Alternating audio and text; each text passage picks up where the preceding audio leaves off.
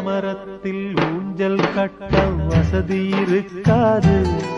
நீ தோல பார்த்து மாடு குடிச்சா தொழிலுக்காகாது. புழுவுக்கு ஆசைப்பட்டு